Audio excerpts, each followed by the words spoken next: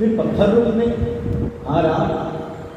अहल्या परम सुंदरी थी, ब्रह्मा जी की मानस पुत्री थी, और ब्रह्मा जी ने ये शर्त रखा था कि अहल्या का विवाह उससे होगा जो पहले पूरे ब्रह्मांड का परिक्रमा करके आएगा। इंद्र लालायित था, इंद्र स्वर्ग का राजा, ध्यान दीजिए, इंद्र लालायित था अहल्या को प्राप्त करने के लिए।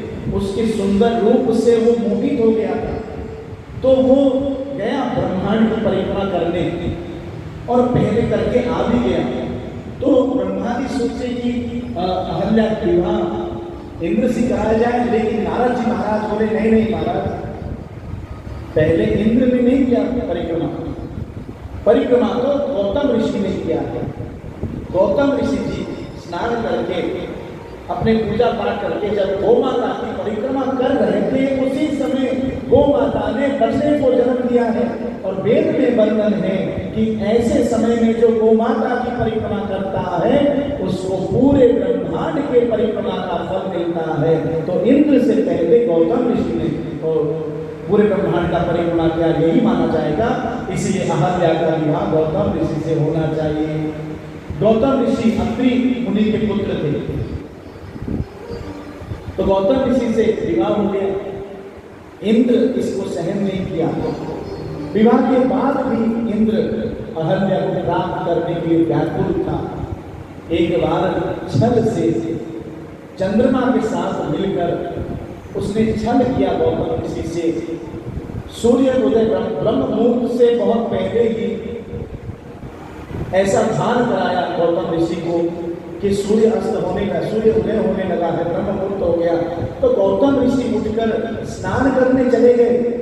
इधर इंद्र छत्र वेश लेकर, गौतम ऋषि का रूप लेकर अहल्या के पास आए और उससे विषय भोग के लिए प्रार्थना की। कई जगह ये वर्णन है कि अहल्या को ये भान हो गया कि ये गौतम मुनि नहीं है, और उसने मना भी कर दिया। कई जगह ये आता है कि अहल्या समझ नहीं पाई। लेकिन जब गौतम मुनि स्नान करने गए तो नदी से आवाज आई कि इस समय आप कैसे स्नान करने आए, क्योंकि अर्धरात्रि में स्नान करना नहीं चाहिए, ये नियम है वेद में। तब गौतम ऋषि चौंके कि हो ना हो कुछ अनर्थ हो रहा है। जब लौटे तो उस समय वो इंद्र को देखे अपने रूप में, तब उन्होंने इंद्र को तो श्राप दिया, साथ में बेचारी निर्दोष अहल्या को भी श्राप दे दिया कि तू पत्थर रूप बन जा। अहल्या रोई रोई। तब उन्होंने कहा कि जब त्रेता युग में प्रभु श्री राम जी के तुम्हें दर्शन होगा और उनके चरण रज का स्पर्श मिलेगा, तब तुम्हारी उद्धार होगी। तो राम, अहल्या तब से तुम्हारी प्रतीक्षा कर रही है, जाओ अपने चरणों से उसको स्पर्श दो, चरणों का स्पर्श दो, जिससे उसका उद्धार हो। प्रभु श्री राम बोले, गुरुदेव हम रघुवंशी हैं, रघुवंशी, पर स्त्री को अपने चरण से स्पर्श करें ये हमारा स्वभाव नहीं है।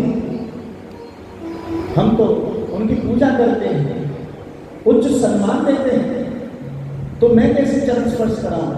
तब विश्वामित्र जी बोले, राम तुम्हारे चरण रज में ही वो कृपा है कि चरण रज को प्राप्त करके अहल्या का उद्धार हो सकता है। तब प्रभु श्री राम अपने चरणों को उसके ऊपर रखे, उन्हीं के रज से अहल्या का उद्धार हुआ।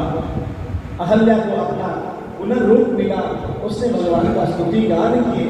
और फिर गौतम ऋषि जी आए, उन्होंने भी भगवान से क्षमा प्रार्थना किए, अहल्या से भी क्षमा प्रार्थना किए। तब अहल्या गौतम ऋषि जी के साथ रही थी।